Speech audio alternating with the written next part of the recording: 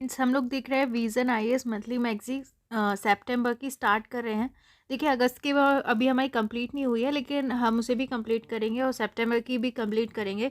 तो हम साथ ही साथ सितंबर की स्टार्ट कर रहे हैं क्योंकि वो थोड़ा सा स्लो चली है अगस्त की, तो इसलिए सितंबर की स्टार्ट कर रहे हैं। तो देखिए पहले हम पॉलिटी आता है, इसमें सबसे पहले राज्य व्यवस्था एवं शासन, पॉलिटी एंड गवर्नेंस। तो पहला टॉपिक है दंड प्रक्रिया शिनाख्त नियम 2022, क्रिमिनल प्रोसीजर आइडेंटिफिकेशन रूल 2022। ठीक है, तो ये न्यूज़ में क्यों है, हाल ही में गृह मंत्रालय मिनिस्ट्री ऑफ होम अफेयर्स ने दंड प्रक्रिया शिनाख्त अधिनियम सीपीए 2022 को शासित करने वाले दंड प्रक्रिया शिनाख्त नियम 2022 को अधिसूचित किया है। ठीक है, गौर तलब है कि सीपीए 2022 को इसी वर्ष अप्रैल माह में पारित किया गया था।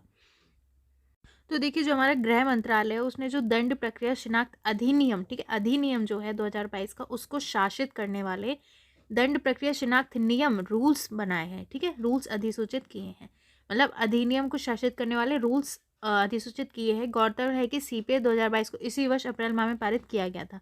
तो जो क्रिमिनल प्रोसीजर आइडेंटिफिकेशन रूल थे, ठीक है, एक्ट था, सॉरी, 2022, इसको इसी वर्ष अप्रैल माह में ही ये पारित हुए थे। तो इनके बारे में देखते हैं, दंड प्रक्रिया शिनाख्त नियम 2022 के बारे में। 2022 के नियमों में सीपीए के तहत दोषियों और आरोपियों के शारीरिक और जैविक नमूने प्राप्त करने, माप लेने की प्रक्रिया को निर्धारित करने के लिए आवश्यक विवरण प्रदान किया गया है। तो देखिए जो मतलब दंड प्रक्रिया शिनाख्त नियम 2022 है, तो इसके बारे में है, इसके बारे में बताया गया है कि 2022 के नियमों में सीपीए जो एक्ट था के तहत क्या है, दोषियों और आरोपियों, जो दोषी और आरोपी होंगे उनके शारीरिक और जैविक नमूने प्राप्त करने, मतलब उनके जो भी शारीरिक और जैविक नमूने की, मतलब उनकी माप लेने की प्रक्रिया को निर्धारित करने के लिए आवश्यक विवरण प्रदान किया गया है। ठीक है, कि उनकी जो दोषी आरोपी होंगे उनके माप लेने की प्रक्रिया क्या है, ठीक है, उसका विवरण दिया गया है इन रूल्स में। इसका उद्देश्य आपराधिक मामलों में अपराधियों की पहचान करना, उनकी जांच पड़ताल करना और रिकॉर्ड को संरक्षित करना है। तो इसका उद्देश्य क्या है कि जो आपराधिक मामले में जो अपराधी है उनकी पहचान करना, ठीक है, जांच पड़ताल करना, उनके रिकॉर्ड को संरक्षित करना। सीपीए 2022, देखिए हमारा जो रिलेटेड है वो एक्ट है, ठीक है, सीपीए एक्ट, और सीएपी, पी यानी जो हमारा, सॉरी, जो हमारा हम बोलेंगे अगर सीपीए तो वो आर मतलब रूल्स, ठीक है, रूल्स रिलेटेड है, ये ध्यान रखिएगा, मतलब डिफरेंस हो जाएगा। तो और सी एक्ट के लिए क्या है, रूल्स लाए गए। तो सीपीए 2022 की धारा 1 खा में माप मेजरमेंट शब्द को परिभाषित किया गया है। तो जो हमारा एक्ट था उसकी धारा जो 2(1) खा थी, उसमें क्या है, मेजरमेंट का मतलब क्या है उसको डिफाइन किया गया। इस परिभाषा के अनुसार माप का तात्पर्य शारीरिक और जैविक नमूने, माप का मेजरमेंट लेने का मतलब क्या है, तो क्या है कि शारीरिक या जैविक नमूने, ठीक है, डीएनए वगैरह जो लेते हैं, ठीक है, फिंगरप्रिंट लेते हैं, हथेली की छाप, फुटप्रिंट, फोटो, आंखों की पुतलियाँ और रेटिना का स्कैन, हस्ताक्षर, लिखावट, व्यवहार संबंधी विवरण इत्यादि दर्ज किया जाता है। ठीक है, एक अपराधी को पहचानने के लिए उसके बारे में। इन नियमों के मुख्य बिंदुओं पर एक नज़र क्या है। माप लेना, नियमों के अनुसार कुछ व्यक्तियों के माप तब तक नहीं लिए जा सकते जब तक उस पर किसी विशेष अपराध का आरोप नहीं लगाया गया हो या उन्हें उन अपराधों के संबंध में गिरफ्तार नहीं किया गया हो। तो जो ये जो नियम है इसके कुछ मुख्य बिंदु हैं, जैसे कि माप लेना का मतलब है कि आप तब अगर माप तभी ले सकते हैं जब क्या है, मतलब आप जब नहीं ले सकते माप जब क्या है उस पर किसी विशेष अपराध का आरोप नहीं लगाया गया, उन्हें अपराधों के संबंध में गिरफ्तार नहीं किया गया है, तो आप मतलब ऐसे किसी के मेजरमेंट्स नहीं ले सकते। माप लेने के लिए प्राधिकृत व्यक्ति इन नियमों के तहत निम्नलिखित व्यक्तियों के माप ले सकते हैं। चलिए हम ये भी देखते हैं, पहले हम साइड का देख लेते हैं। अधिसूचित नियमों से संबंधित चिंता। अब ये जो नियम आए इनसे रिलेटेड कुछ चिंता है, जैसे ये नियम उन आधारों को सीमित करते हैं जिसके तहत किसी व्यक्ति के डेटा को एकत्रित किया गया है। ठीक है, तो ये जो आधार है कि किस आधार पर हम व्यक्ति के डेटा को एकत्रित किया गया है उसको सीमित करते हैं। इन नियमों में माप लेने में कुशल व्यक्ति को परिभाषित नहीं किया गया है, जबकि माप लेने वाले व्यक्तियों की सूची का विस्तार किया गया है। ठीक है, तो कौन माप ले सकता है, मतलब वो उसमें वो स्किल होनी चाहिए, इसको डिफाइन नहीं, उस क्या स्किल होनी चाहिए उसमें, वो डिफाइन नहीं किया गया है, जबकि माप लेने के व्यक्तियों की सूची का विस्तार किया है कि ये माप ले सकते हैं। ठीक है, लेकिन उनकी स्किल नहीं बताई गई है। एनसीआरबी के को नियम बनाने की व्यापक शक्तियाँ दी गई है। जो नेशनल क्राइम रिकॉर्ड ब्यूरो होता है उसको नियम बनाने की बहुत शक्तियाँ दे दी गई हैं। इसमें दिशा निर्देश जारी करने वाली संस्था और ऐसे दिशा निर्देशों का पालन करने वाली संस्था की भूमिकाओं को अलग अलग रखने के सिद्धांत का उल्लंघन हो सकता है। तो देखिए इससे क्या है, जो दिशा निर्देश देती है जो संस्था और जो पालन करती है, ठीक है, उनको अलग अलग रखना चाहिए, तो इस सिद्धांत का उल्लंघन हो रहा है। अनुरोध करने पर रिकॉर्ड को नष्ट किया जा सकता है। इसका अर्थ यह है कि किसी भी रिकॉर्ड को नष्ट कराने के लिए नोडल अधिकारी से अनुरोध करना होगा। तो अगर कोई कहता है कि मतलब अपराधीवाद में नहीं है, उसका रिकॉर्ड नष्ट किया जाए, तो क्या हमें नोडल अधिकारी से अनुरोध करना होगा। इस अधिनियम के में एनसीआरबी को रिकॉर्ड को स्वतः संज्ञान से नष्ट करने का अधिकार दिया गया है, जबकि नियमों के अनुसार रिकॉर्ड्स को इस प्रकार नष्ट कराने के लिए अनुरोध करने की जिम्मेदारी व्यक्ति पर होगी। ठीक है, तो अधिनियम में क्या था, जो एनसीआरबी थी वो खुद ही रिकॉर्ड को नष्ट कर सकती थी, लेकिन नियमों में कहा गया है कि रिकॉर्ड्स को इस प्रकार नष्ट करने के लिए हमें क्या है, अनुरोध करने की जो जिम्मेदारी है वो व्यक्ति पर होगी कि वो अपना अनुरोध करे कि हमारी जो मतलब ये है रिकॉर्ड, उसको नष्ट किया जाए। ठीक है, अब जो CAP 2022 है, ठीक है, उसकी आवश्यकता क्यों हुई। मौजूदा सीमित माप के स्थान पर उपयुक्त शारीरिक माप लेने और उसे रिकॉर्ड करने के लिए आधुनिक तकनीकों का प्रावधान करने हेतु, मतलब अगर किसी की मेजरमेंट्स लेने हैं तो उसके लिए क्या है, आधुनिक तकनीकों के अनुसार हो। अपराध की जांच प्रक्रिया को और अधिक कुशल और तीव्र बनाने हेतु, जिससे दोषसिद्धि दर में बढ़ोतरी हो सके। तो मतलब कि जो भी व्यक्ति है, जो भी जांच प्रक्रिया होती है किसी को अपराधी घोषित करने की, वो अधिक कुशल और तीव्र हो। इस संबंध में पहले ही कुछ समितियों ने सिफारिश की थी, जैसे वर्ष 2013 में मलीमत समिति ने 1920 के अधिनियम में संशोधन करने की सिफारिश की थी। समिति ने सुझाव दिया था कि डीएनए के लिए रक्त, बाल, लार और वीर्य के नमूने जैसा डेटा संग्रह हेतु मजिस्ट्रेट को अधिकार दिए जाएं। तो 2003 में जो मलीमत समिति आई थी उसने कहा था कि 1920 का जो अधिनियम है उसमें संशोधन किए जाए और डीएनए के लिए जो नमूने लेते हैं, ठीक है, उसमें मजिस्ट्रेट को अधिकार दिए जाए। और वर्ष 1980 में विधि आयोग ने भी 1920 के अधिनियम में संशोधन करने की आवश्यकता को प्रकट किया था, ताकि उसे आपराधिक जांच की आधुनिक प्रवृत्तियों के अनुरूप बनाया जा सके। देखिए, लॉज जो होते हैं वो बहुत पुराने भी हो जाते हैं, तो उन्हें अब आज के अनुसार टेक्नोलॉजी बदलती है तो अपडेट भी करना होता है। तो 1980 में जो विधि आयोग आया था उसने कहा था कि जो 1920 का अधिनियम है उसमें हमें संशोधन करना चाहिए, उसे आधुनिक बनाना चाहिए। अब माप लेने के लिए प्राधिकृत व्यक्ति कौन होते हैं। इन नियमों के तहत निम्नलिखित व्यक्ति माप ले सकते हैं, जैसे कोई प्राधिकृत उपयोगकर्ता, अर्थात जैसे राष्ट्रीय अपराध रिकॉर्ड ब्यूरो द्वारा डेटा तक पहुंच के लिए प्राधिकृत किया गया हो। ठीक है, मतलब जिसको बोला गया हो कि आप ये काम कर सकते हैं, कोई प्राधिकृत उपयोगकर्ता। ठीक है, या कोई ऐसा व्यक्ति जो माप लेने में कुशल हो, या कोई पंजीकृत चिकित्सक पेशेवर, ये सब मतलब मेजरमेंट्स ले सकते हैं। इस संबंध में प्राधिकृत कोई अन्य व्यक्ति जिसको ये काम दिया गया हो। इस संबंध में नियम बनाने के एनसीआरबी की शक्तियाँ, क्या शक्तियाँ एनसीआरबी की।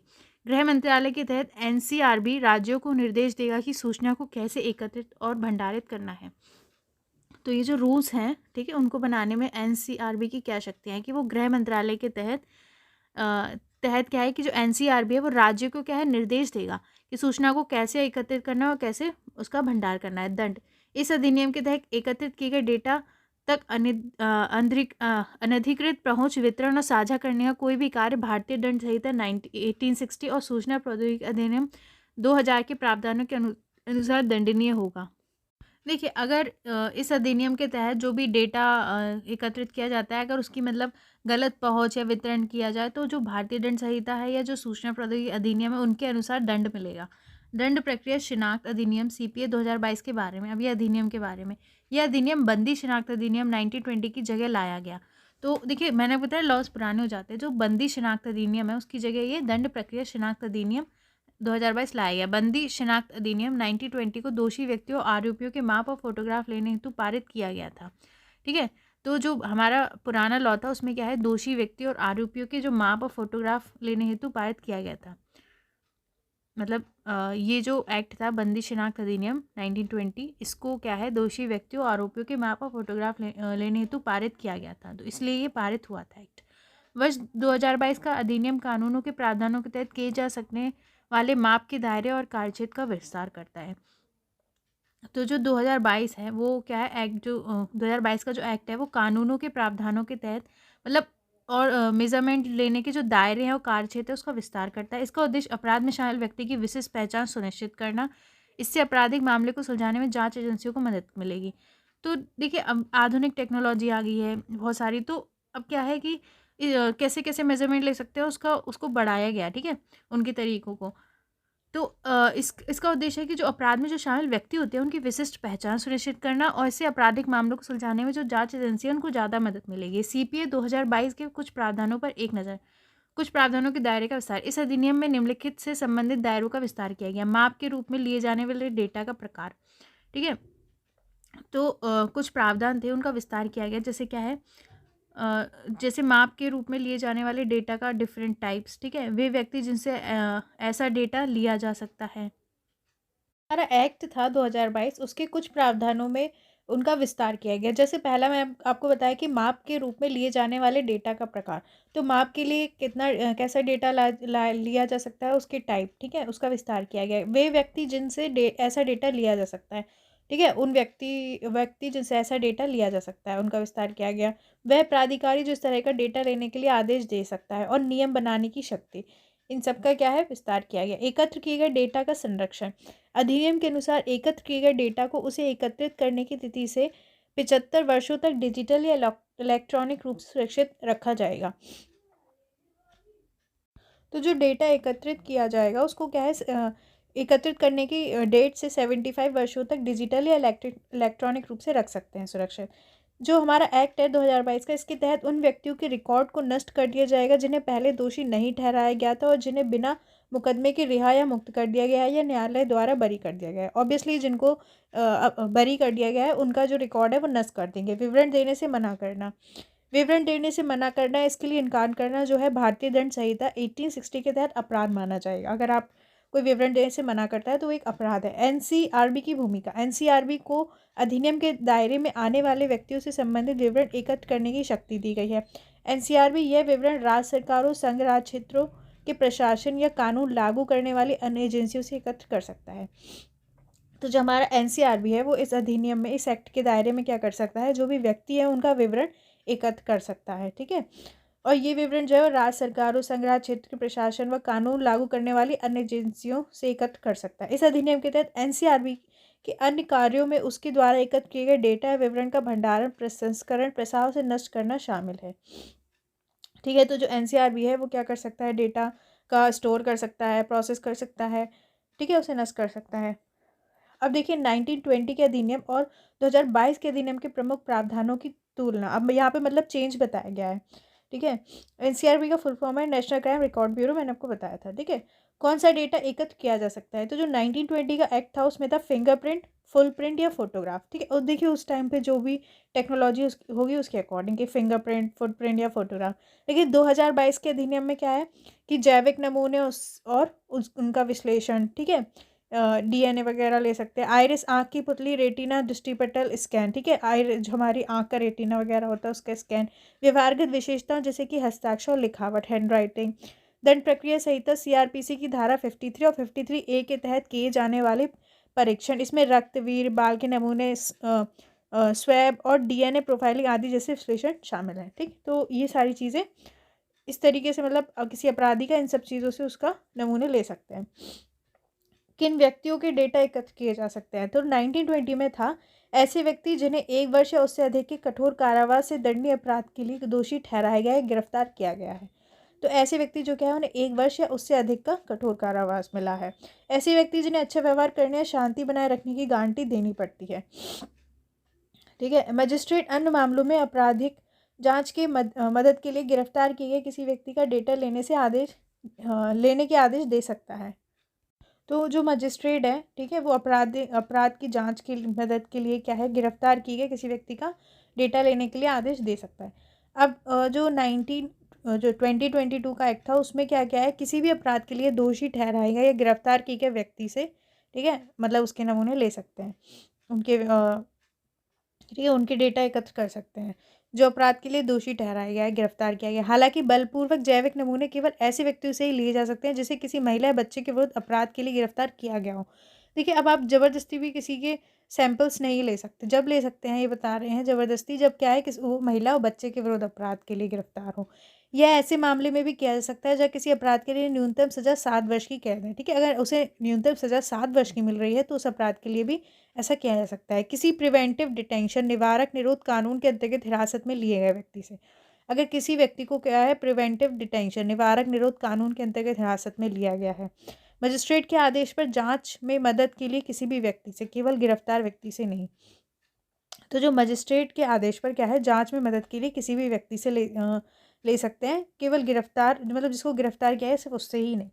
वह प्राधिकार जो डेटा एकत्र करने के लिए कह सकता है, निर्देश दे सकता है। तो कौन कह सकता है कि डेटा एकत्र किया जाए? जो सीआरपीसी, तो देखिए 1920 एक्ट में था, सीआरपीसी के तहत जांच अधिकारी, पुलिस स्टेशन का प्रभारी अधिकारी अथवा उप निरीक्षक या उससे ऊपर के रैंक का अधिकारी या मजिस्ट्रेट ये बोल सकते हैं कि डेटा लीजिए। और 2022 में क्या हुआ, पुलिस स्टेशन का प्रभारी अधिकारी या हेड कांस्टेबल या उससे ऊपर के रैंक का अधिकारी, जेल का हेड वार्डन, मेट्रोपॉलिटन मजिस्ट्रेट या प्रथम श्रेणी का न्यायिक मजिस्ट्रेट, यदि व्यक्ति से अच्छे व्यवहार या शांति बनाए रखने की अपेक्षा की गई है तो एग्जीक्यूटिव मजिस्ट्रेट, ये सब डेटा एकत्र करने के लिए बोल सकते हैं। विवरण एकत्र करने के तरीके आदि के संदर्भ में नियम बनाने की शक्ति। ठीक है, तो जो भी विवरण एकत्र करते हैं उसके किस किस तरीके से मतलब उनका डेटा ले सकते हैं, उनके नियम बनाने की शक्ति पहले राज्य सरकार के पास थी, अब राज्य सरकार के साथ साथ केंद्र सरकार के पास भी है। तो अधिनियम से संबंधित कुछ चिंताएं हैं जो सामने आई है, जैसे निजता के अधिकार का उल्लंघन। इस अधिनियम के तहत जिन सूचनाओं को एकत्र करने का प्रावधान किया गया है वह लोगों के व्यक्तिगत डेटा का भाग है, इसलिए ये संभव है कि कई प्रावधान वर्ष 2017 में सुप्रीम कोर्ट द्वारा निर्धारित डेटा की आवश्यकता और अनुपातिकता के मानदंडों को पूरा नहीं करें। देखिए, अब सबसे बड़ा इसमें निजता का जो अधिकार है उसका उल्लंघन हो सकता है। देखिए, अगर मतलब एक्सेस दूसरों को नहीं मिलना चाहिए किसी के पर्सनल डेटा का, तो इस अधिनियम के तहत जिन सूचनाओं को एकत्र करने का प्रावधान किया गया है वे लोगों के व्यक्तिगत डेटा का भाग है। ठीक है, और क्या है, ये संभव है कि कई प्रावधान जो 2017 में सुप्रीम कोर्ट द्वारा निर्धारित डेटा की आवश्यकता और अनुपातिकता के मानदंडों को पूरा नहीं करें। तो 2017 में जो सुप्रीम कोर्ट ने कहा था, ठीक है, डेटा के बारे में, तो हो सकता है कि इसके प्रावधान उसके अगेंस्ट हो, जैसे कि साइड में दिया है, इन नियमों में शामिल ऐसे प्रावधान जो उच्चतम न्यायालय द्वारा पुट्टस्वामी बाद में निर्धारित मानकों को पूरा नहीं कर सकते। मतलब इन नियमों में कुछ ऐसी बातें हैं जो क्या है, हमारे सुप्रीम कोर्ट ने जो पुट्टस्वामी वाद होता है उसमें जो स्टैंडर्ड बनाए थे उनको नहीं माने। जैसे कि क्या है, डेटा को एक केंद्रीय डेटाबेस में स्टोर किया जाएगा, इसे केवल केस दायर करने के लिए नहीं बल्कि व्यापक स्तर पर एक्सेस किया जा सकता है। तो ये है कि मतलब अगर उसको एक्सेस कर सकते हैं तो यानी कि वो सबके पास पहुंच रहा है। डेटा एकत्र करने के लिए प्राधिकृत अधिकारी की रैंक को कम करके सुरक्षात्मक उपायों को कमजोर किया गया है नियमों में।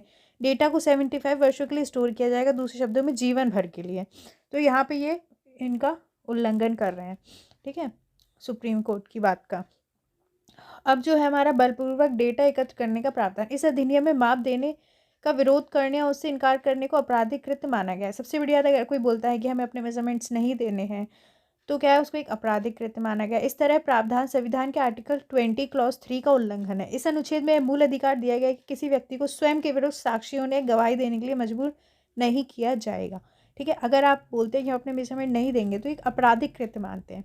लेकिन जो हमारा मूल अधिकार में आर्टिकल 20 का क्लॉज 3 है, वो क्या कहता है कि किसी व्यक्ति को मतलब खुद के विरुद्ध साक्षियों ने गवाही देने के लिए मजबूर नहीं कर सकती। वो अपने, मान लीजिए वो कई किसी उसमें है, ठीक है, अपराध में, तो वो मतलब उसे मजबूर नहीं कर सकते कि खुद की गवाही दे। तो ये इसका उल्लंघन कर रहा है।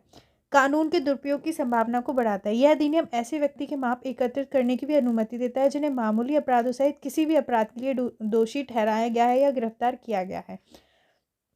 तो इस कानून के दुरुपयोग की संभावना है, जैसे कि क्या है, मतलब मान लीजिए मामूली अपराध है तब भी क्या है, उनका माप एकत्रित करने की अनुमति देता है। इसके अतिरिक्त एकत्रित किए गए डेटा के उपयोग की कोई सीमा नहीं है, मतलब कितना भी आप तरीके से आप उसका डेटा ले सकते हैं। इस तरह विवेकाधिकार के परिणाम स्वरूप निचले स्तर पर कानून का दुरुपयोग हो सकता है। साथ ही डेटा के संग्रहण और भंडारण के लिए उपयोग की जाने वाली प्रणालियों पर क्षमता से अधिक बोझ पड़ सकता है। ठीक है तो क्या है, इस पहली बात की कानून का दुरुपयोग हो सकता है। ठीक है, और जो मतलब जहाँ डेटा रखा जा रहा है, स्टोर किया जा सकता है, उन प्रणाली पर क्षमता से अधिक बोझ पड़ सकता है अगर काफ़ी सारा उसे डेटा रखना है तो। इस तरह संग्रहण बड़े पैमाने पर निगरानी की संभावना भी उत्पन्न करता है। इसके लिए इस कानून के तहत निर्मित डेटाबेस को अन्य डेटाबेस जैसे कि अपराध और आपराधिक ट्रैकिंग नेटवर्क और प्रणाली CCTNS, crime and criminal tracking network and system के साथ जोड़ा जा सकता है। अब देखिए, सरकार क्या है, इस पर निगरानी भी बढ़ा सकती है इस तरीके से। ठीक है, तो इसके लिए क्या है, इस कानून के तहत निर्मित डेटाबेस को अन्य डेटाबेस जैसे है CCTNS के साथ जोड़ा जा सकता है। NCRB की सीमाएं क्या है? NCRB के पास इस अधिनियम में प्रस्तावित माप, विशेष रूप से जैविक नमूने, उनके विश्लेषण के रिकॉर्ड वाले डेटाबेस की गुणवत्तापूर्ण प्रबंधन के लिए आवश्यक क्षमताओं की कमी है। ठीक है, तो जो एनसीआरबी है उसके पास क्या है, एक्ट में जो भी मेजरमेंट है, ठीक है, उसके रिकॉर्ड वाले डेटाबेस की गुणवत्तापूर्ण प्रबंधन के लिए, मतलब जो भी मेजरमेंट्स लेने हैं उसका जो रिकॉर्ड रखेगी, ठीक है, उसका जो डेटाबेस रखेगी, उसका अच्छा मैनेजमेंट करने के लिए आवश्यक क्षमताओं की उसमें कमी है। प्रेडिक्टिव पुलिसिंग, माप से प्राप्त मूल डेटा से उत्पन्न हुए डेटा जैसे विश्लेषण और व्यवहार संबंधी विशेषताओं को शामिल करने से ये चिंता उत्पन्न हुई है कि प्रेडिक्टिव पुलिसिंग के उद्देश्य से डेटा की प्रोसेसिंग माप लेने से भी परे जा सकती है। प्रेडिक्टिव पुलिसिंग ये एक ऐसी प्रक्रिया है जिसमें अलग स्रोतों से डेटा लिया जाता है, उसका विश्लेषण किया जाता है और फिर भविष्य के अपराध का अनुमान लगाने में उनका उपयोग किया जा सकता है। देखिए, प्रेडिक्ट करना मतलब पहले ही बता देना किसी चीज़ को। तो प्रेडिक्टिव पुलिसिंग का मतलब ये है कि आपने किसी का व्यवहार देखा कैसा है, अगर लग रहा है कि ये आगे भी अपराध करेगा, मतलब पुलिस ने मान लिया कि ये आगे भी अपराध करेगा, ठीक है, क्योंकि इसका व्यवहार ऐसा है, तो इससे ये बोल रहे हैं कि इससे चिंता ये है कि प्रेडिक्टिव पुलिसिंग के उद्देश्य से डेटा की प्रोसेसिंग माप लेने से ही परे जा सकती है। ठीक है, तो मतलब ये ज़्यादा प्रॉब्लम क्रिएट कर सकता है कि आप पहले से प्रेडिक्ट कर रहे हैं कि आगे अपराध हो सकता है, उसके लिए किसी को सजा दे रहे हैं। ठीक है, निष्कर्ष, वर्ष 2022 तक अधिनियम एक स्वागत योग्य कानून है। ठीक है, 2022 का अधिनियम जो है वो एक अच्छा कानून है। ये अपराध की पहचान, शिनाख्त करने की उन्नत तकनीकों और अधिक कुशल जांच प्रक्रिया का प्रावधान करता है। तो इससे क्या है कि हम अच्छे तरीके से जो भी अपराधी है उसको पहचानने की, मतलब ज़्यादा अच्छे तरीके हो सकते हैं। अगर डीएनए मैच हो गया है, फिर कुछ भी चीज़ें मैच हो गई, तो एकदम श्योर हो जाता है कि हाँ, ये व्यक्ति ही इसने अपराध किया है। ठीक है, तो ये एक कुशल बनाता है जांच प्रक्रिया को। हालांकि इस कानून की आलोचना भी काफ़ी अधिक हुई है, जैसे कि इस कानून के अतिवाद, असंगतता, निजता के अधिकार का उल्लंघन करने वाला या डेटा गोपनीयता से जुड़ी चिंताओं को पैदा करने वाला कहा गया है। ठीक है, इस कानून की बहुत आलोचना हुई है क्योंकि निजता के अधिकार का उल्लंघन है, ठीक है, डेटा गोपनीयता से जुड़ी चिंताएं हैं, बहुत सारी प्रॉब्लम इसमें आती है। ठीक है, किसी की प्राइवेसी पे दखल दिया जा सकता है, सरकार निगरानी बढ़ा सकती है, ठीक है, और डेटा दूसरों के पास जा सकता है। ऐसा कोई भी कानून जो मूल अधिकारों का पर प्रतिबंध लगाता हो वह अनुमत हस्तक्षेप की सीमा, दायरे और प्रकृति के संदर्भ में अत्यधिक स्पष्ट और सटीक होना चाहिए। इसके साथ ही अधिकारियों द्वारा शक्तियों के दुरुपयोग को रोकने के लिए पर्याप्त सुरक्षा उपाय किए जाने चाहिए। तो देखिए, ऐसा कोई भी कानून जो हमारे फंडामेंटल राइट पे प्रतिबंध लगाता है, जैसे आर्टिकल 20 क्लॉज थी, मैंने आपको बताया था अभी, तो उसको तो क्या है, उस कानून को अत्यधिक स्पष्ट और सटीक होना चाहिए, एकदम क्लियर होना चाहिए वो कानून को। ठीक है, और इसके दुरुपयोग को रोकने के लिए, इसके गलत यूज़ को रोकने के लिए हमें पर्याप्त सुरक्षा उपाय किए जाने चाहिए। ठीक है, अब नेक्स्ट टॉपिक हम नेक्स्ट वीडियो में देखेंगे। Thank you.